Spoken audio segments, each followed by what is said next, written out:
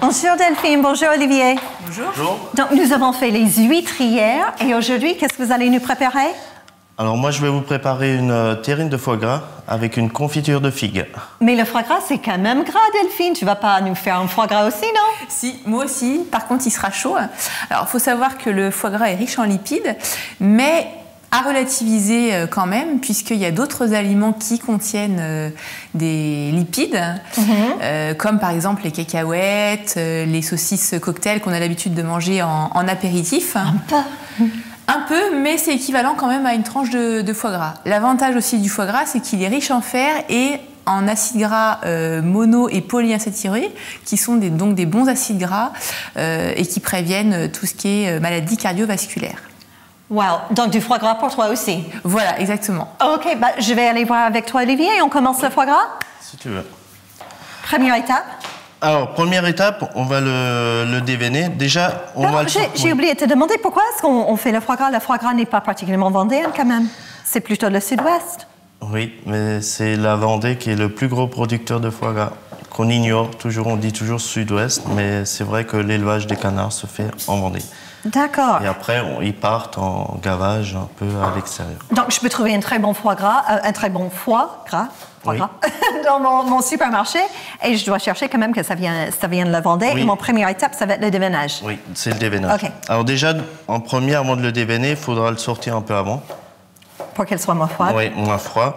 Alors, pour reconnaître un bon foie, tu vois, c'est la couleur. Il ne faut pas qu'il soit trop jaune.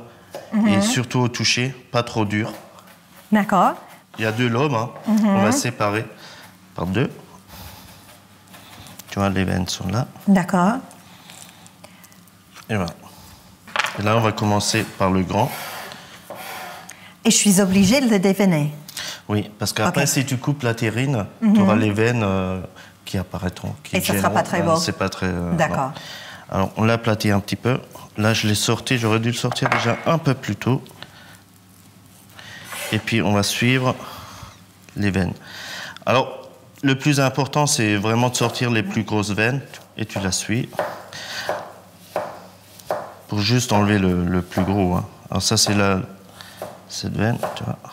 Alors, tu vois, là, Oui. on a bien enlevé la veine.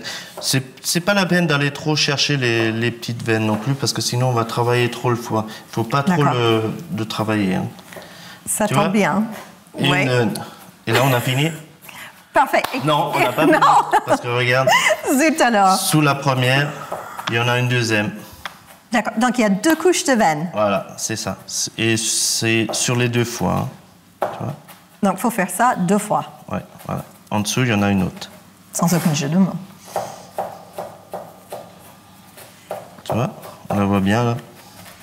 Donc, ce que ça va faire, si je ne le fais pas, c'est chaque fois que je tranche, il va y avoir les taches de sang qui Même vont... si la veine, tu n'arriveras pas à la couper et puis ça tire comme des fils. Là. Je cherche toujours une manière à ne pas le faire. Et puis on attaque le deuxième lobe. Exactement la même chose. On l'aplatit, on l'ouvre. L'aplatit, on l'ouvre et on suit la veine. Mais ils sont placés différemment? Non, c'est juste que notre foie est dans l'autre angle. Là, c'est plus en X. On part au milieu. Et là, ça, on est c'est passé en Y. Voilà. OK.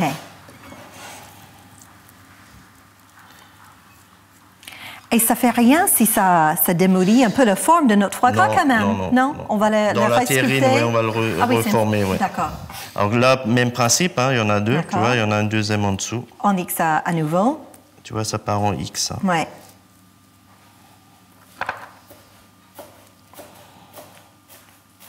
Donc, c'est le lobe gauche qui est en Y. Voilà. Le petit, Et le grand, il est en Y et le petit Petit est en X. en X. Hein. OK. Voilà. Donc, ça, c'est mieux ce qu'on doit chercher. Maintenant, on va l'assaisonner. OK. Alors là, Qu'est-ce que tu vas mettre? Alors, sel, poivre. OK, tout simplement. Alors, au kilo, alors ce foie, il a 500 grammes. Mais au kilo, on met à peu près 18 grammes d'assaisonnement. Okay. Et moi, je fais à peu près, on va dire 14 grammes de sel et 4 grammes de poivre. Après, c'est un mélange que chacun fait comme il veut. Hein. On peut mettre d'autres épices aussi. Qu'est-ce que tu vas en mettre d'autre que le sel et le poivre? Tu peux mettre là, après il y a des mélanges, tu peux mettre plein de choses, hein, des épices comme tu veux. Hein. Ça c'est après c'est. Alors je le referme pas tout de suite. Ok. J'assaisonne un peu. Donc tu le saupoudres avec le sel et le poivre. Voilà. Et maintenant, on va mettre un alcool. Toujours. Non, si tu veux garder nature, tu peux le laisser comme ça. Mais après, tu mets un alcool, un cognac. Là, on va mettre un armagnac. Après, tu le parfumes ou avec un porto blanc. Donc, c'est selon notre propre goût qu'on choisit. Voilà, ou un vin doux, comme tu veux. Donc, toi, c'est avec l'armagnac? Oui. Alors là, je mets 3 à 5 centilitres. Ça dépend. Donc, tout juste 5, comme ça. Ça fait un peu beaucoup. Hein. 5, c'est vraiment que si tu prends un vin cuit ou qui est moins fort. Si tu prends comme un cognac ou un armagnac ou autre chose, tu en mets un peu moins. OK. Imagine que j'en mets un peu trop. Est-ce que c'est la fin du monde? Non. Non, d'accord. C'est bon. Quand je vois que tu ne mesures pas, que tu fais ça un peu comme ça avec le pouce. Non, il y a 3 centilitres là. OK. Je te fais confiance. Je rigole. Mais c'est à peu près... Donc, tu refermes un peu pour garder l'alcool et le sel et poivre au milieu. Donc, c'est un peu un paquet cadeau que tu fais. Voilà, vas-y. D'accord. Et l'autre, pareil. Et on essaie d'enfermer complètement pour que les liquides ne s'en sortent pas. C'est ça ou c'est pas important? Maintenant, tu me ramènes la terrine. Oui. Et on va la mettre dedans. Alors, ce que je fais, c'est comme c'est fermé, il faut en mettre un peu partout maintenant. De l'autre côté aussi. Et parce que c'est une terrine, on n'a pas trop à s'en soucier de la forme. Non. Ce qu'il faut, c'est là, il faut bien l'écraser pour qu'on enlève toutes les poches d'air. Parce que tu veux que ça soit une terrine compacte sans les trous. Alors, très important, c'est vraiment qu'on essaie de le manipuler le moins possible. OK, donc c'est le moins possible quand même. Donc c'est là où on lance la cuisson. Oui, alors là, tu vois, elle est bien pressée. On va mettre le couvercle. On va la mettre en four, dans un bain-marie. Un four à 130 degrés. Mais l'eau qu'on va mettre dans le bain-marie, il faut qu'elle soit déjà chaude. Il faut qu'elle soit un minimum à 75 degrés. OK, donc on chauffe l'eau avant, on la met à bain-marie, on la met dans le four. À combien? À 130 degrés. À 130, pendant combien de temps? 40-45 minutes. Et puis il sera bon. Dans ce cas, moi, je vais aller retrouver Delphine et voir qu'est-ce qu'elle fait avec son foie gras. Et moi, je vais que j'espère est déveiné, moi. Ouais, je pense. Moi, je vais faire mes figues. OK. Donc, Delphine, t'en es où avec ta recette? Je vois que tu es en train de couper une jolie petite pomme granny. Oui, c'est ce qui va me servir pour la présentation. Donc là, ce qu'on va faire, nous, c'est qu'on va passer tout simplement à la découpe du foie gras. On n'a pas besoin de déveiner. D'accord, parce que toi, tu coupes, on ne déveine pas, c'est super. Ensuite, tout à fait. Ensuite, tu vas les poêler dans un peu de gras, ou est-ce qu'il y a assez de gras grâce à le foie gras que tu n'as pas besoin d'ajouter? Le foie gras étant déjà gras, il va lâcher sa graisse et c'est ce qui va nous permettre de faire la sauce pour la mâche.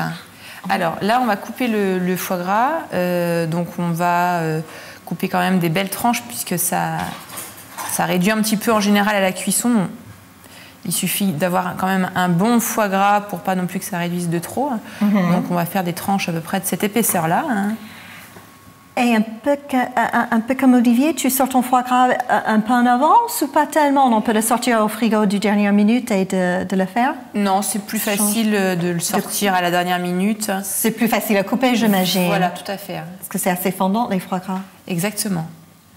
Donc voilà, on a deux belles tranches qu'on va poêler 4 minutes. Et tu disais à nouveau que le foie gras, qu'elle contient du gras, mais que ce gras est mieux que les graisses qui sont souvent cachées dans les autres éléments qu'on mange. Alors là, ils sont visibles en fait, ces graisses-là, puisque le foie, par son nom, indique que c'est gras. Mais il ne faut pas lancer la pierre au foie gras et dire que c'est un mauvais aliment, puisque... il y a quand même des acides gras qui sont mono- et polyinsaturés, donc qui sont bonnes pour la santé. OK. Donc, on est dans les bons gras. Voilà, tout à fait. OK, donc là, c'est vrai, moi, je croyais quand même, j'avais des doutes. Je me suis dit, il faut quand même ajouter quelque chose, mais non, pas du tout. Non. C'est fou. Il va y avoir la graisse du foie gras qui va fondre. Donc, quelle est la prochaine étape, Delphine? Donc là, on les retire du feu. Hein.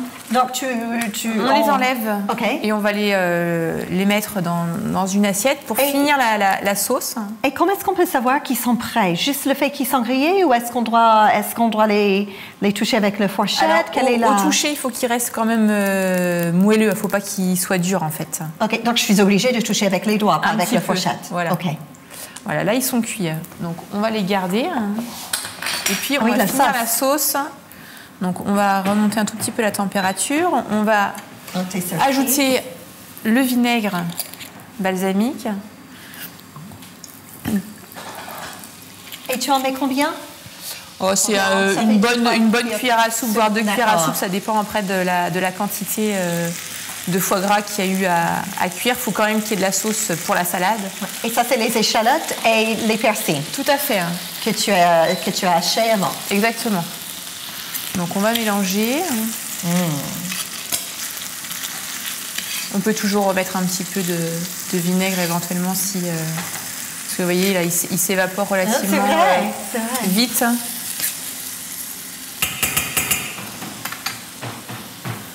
Pas trop non plus parce que ça reste quand même du vinaigre, donc c'est relativement acide.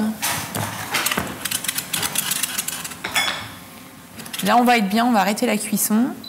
OK, donc ça veut dire la sauce de salade est prête. La sauce est prête. Le foie gras est prêt aussi. Voilà, on va pouvoir faire le dressage. D'accord. Peut-être entre-temps, avant de commencer le dressage, je vais voir comment ça avance avec Olivier et sa confiture qu'il va nous préparer. Ça marche. Donc, Olivier, tu as déjà commencé la préparation pour la confiture de figues. Alors là, j'ai coupé les figues, à peu près 250 grammes. OK, donc tu as coupé dans les petits morceaux, tout simplement. Voilà. Et là, j'ai mis du sucre, 100 grammes de sucre et 5 centilitres d'eau. D'accord. Je fais cuire un petit peu.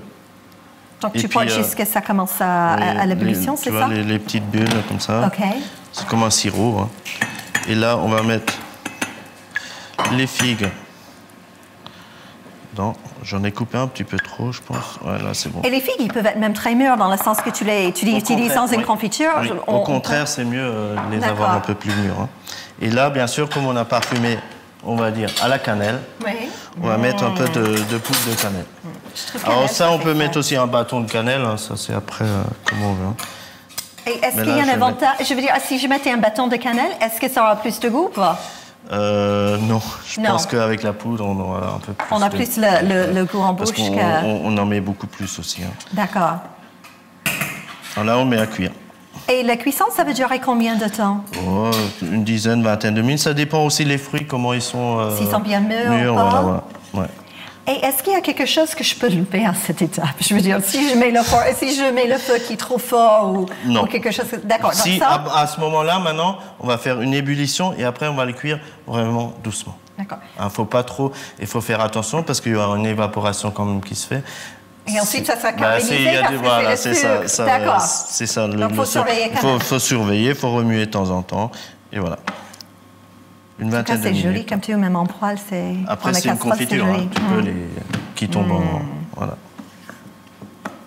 Et il faudra que j'ai le temps quand même de refroidir cette confiture avant de le servir. Qui fait que je dois faire ça un peu en avance. Tu peux le faire bien avant et de l'avoir dans des pots. Hein. C'est une confiture. Et je peux le garder combien de temps? Imagine, j'en fais un pot. Tu mets au frigo, tu mets 2 semaines, 3 semaines. Ça dépend, il faut bien cuire. Hein. C'est comme une confiture maison que tu fais avec d'autres fruits. OK, donc ça fait que les confitures, aussi bien que le canard, moi, je peux le faire en avance. Oui. À la différence de ton plat, où il faut que je sois dans la cuisine et que je sois très efficace. Et je reviens sur le foie gras. On a terriné au four, mais on ne pourra pas la manger aujourd'hui. Alors j'en ai fait une il y a 3 jours.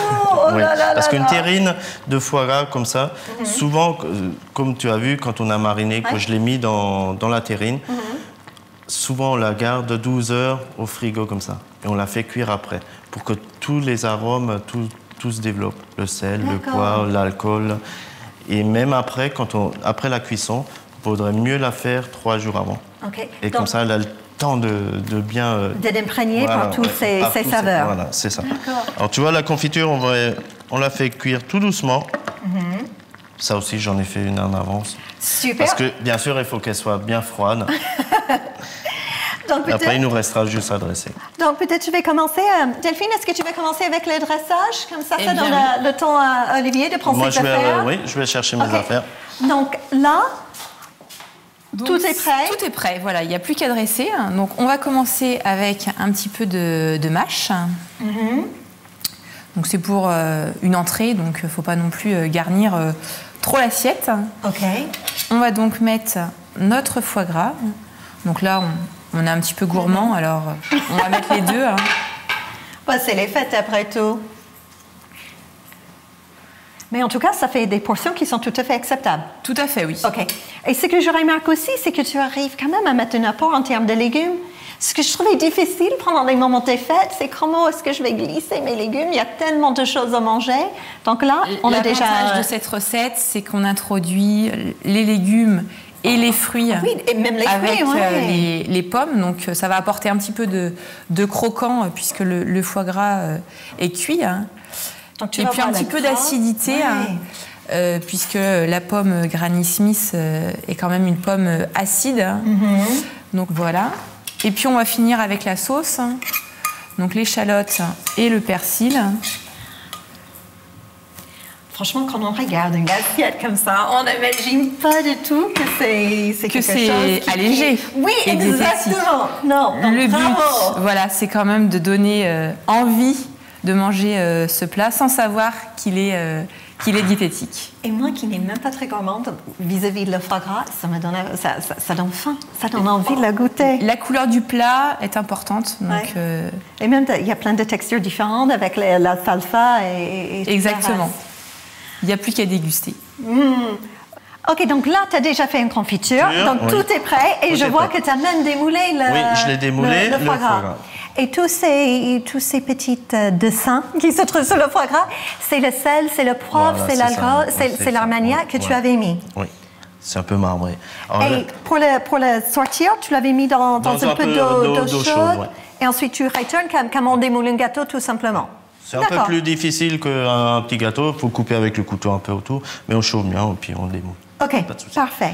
Alors là, je vais couper les tranches. Ce qu'il faut, c'est un couteau qu'on trempe dans l'eau bien chaude. Donc, ça ne va pas s'accrocher comme ça et ça va faire les tranches plus lisses.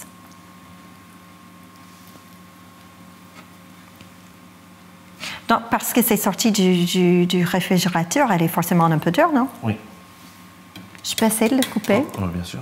Tu laisses chauffer un petit peu le couteau. Donc, comme ça? Oui. C'est dur, hein? Ouais, non, c'est un peu comme quand on coupe Ben, le on vient beurre. juste le sortir du frigo, alors c'est... Ouais. C'est ça que je voulais voir, voilà. c'est à quel point c'était difficile, mais c'est vrai, c'est un peu... Et le gras, par exemple, là où je Oui, coupe, le ça, gras s'en va, enlèvera, c'est un ouais. problème ou pas? Oui, non, ça c'est que quand j'ai fait la terrine, Oui. c'est un très bon foie, il n'a presque pas libéré de graisse. Alors pour qu'il se tienne vraiment bien, le foie, dans la terrine, on fait couler de la graisse de canard, on met dessus, comme ça c'est bien hermétique, comme ça il se conserve très bien. Il faut D'accord. qu'il y ait de la graisse par-dessus. Et c'est pour ça qu'il y a toujours cette couche de Voilà. graisse quand tu les achètes ou quand c'est servi, Voilà. d'accord? C'est ça qui garde, il n'y a pas d'air qui va arriver au foie. Ok. Il peut se garder 2-3 semaines. Et quand tu sers, par contre, tu l'enlèves? Oui, Ou ça enfin, dépend? Si c'est vraiment le gras du foie, je le sers avec. Mais Ok. là, c'est du gras que tu as ajouté? Oui, que j'ai ajouté, la D'accord. graisse de canard. Ça n'a pas le même goût, ça, je l'enlève. Mais sinon, si c'est vraiment le foie, la graisse du foie, On je le laisse, sert avec, oui. d'accord. Ce qui est très joli, c'est que ça devient une couleur un peu pêche. C'était jaune, bah, pas jaune, mais c'était une couleur qui était plus vers le jaune. Ça, j'enlève. Non, elle est très jolie. Puis là, on va mettre un peu la confiture de figue.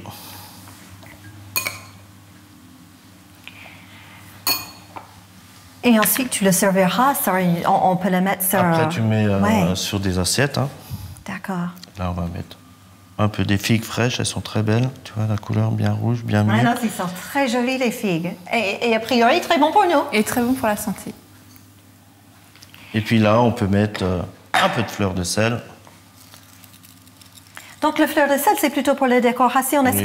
que Le c'est foie, pas... normalement, il est assez salé, Donc, mais on n'a pas on besoin. peut en mettre. Hein. Après, ça dépend combien t'en mets. On peut rajouter un peu de fleur de sel. Hein. Et voilà. Quels sont les pièges à éviter? Donc, si j'ai du foie gras, donc si je regarde les portions et tout ça, tout est beau. J'imagine éviter de mettre trop du pain. Trop de pain. Alors après, on peut opter pour un pain de campagne qui sera moins riche qu'un pain brioché, par exemple. D'accord. Ou un pain aux figues qui se marierait très bien avec. Et ça, tu avais choisi le un foie pain gras et les plutôt... Non, j'ai pris un pain aux noix. Ou pain aux noix, exactement. OK. Voilà. Ce qui va être plus avantageux aussi. Tout à fait, puisqu'il y a les noix, donc les noix étant également très bonnes pour la santé, comme le foie gras, avec les bons acides gras, le mariage se fait parfaitement. Les bonnes nouvelles, je peux manger tout ça. Donc maintenant que nos super foie gras sont faits, demain, on passe au poisson. Oui, avec le bar de ligne.